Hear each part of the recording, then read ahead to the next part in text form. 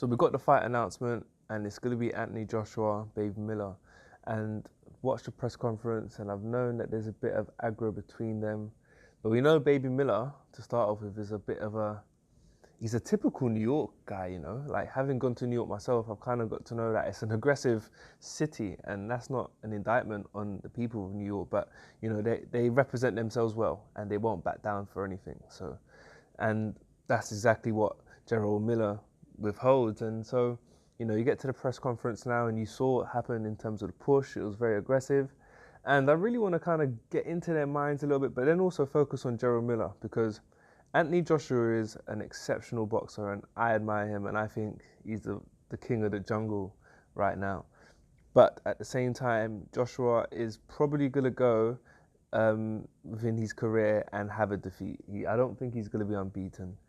And Gerald Miller has a fighting chance. Any opponent that Joshua fights has a chance, because the heavyweight division is just so unpredictable. You get caught with a punch, you know, you're a human being, you've got a head, you've got a skull, you've got a face, like, you're vulnerable and you could go down.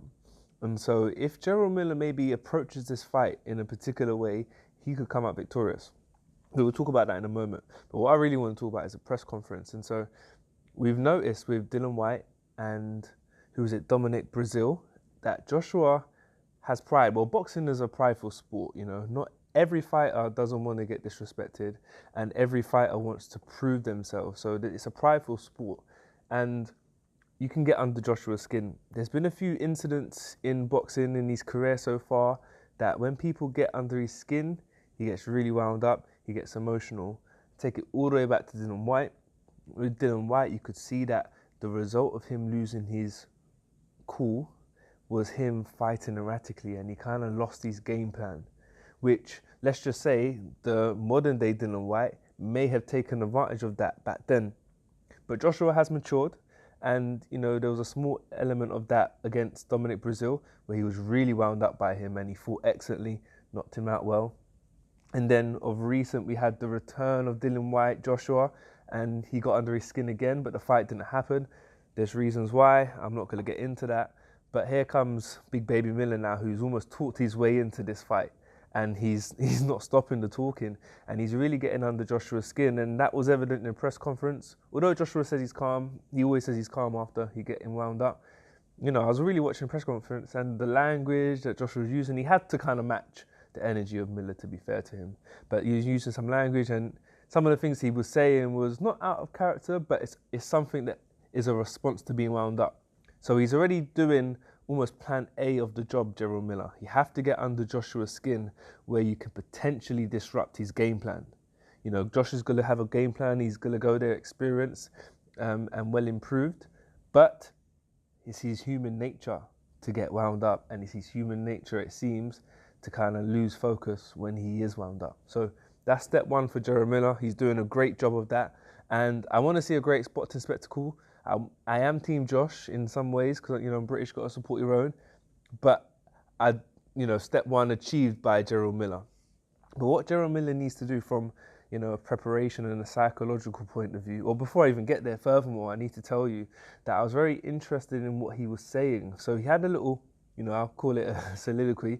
He spoke for about 6-7 minutes, and he didn't mention anything to do with boxing at all.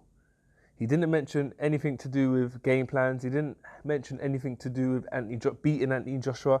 Didn't mention anything to do with the belts, which kind of makes you question what he's here for. You know, he talked about the struggle, which is great. And maybe his motivation is to excel.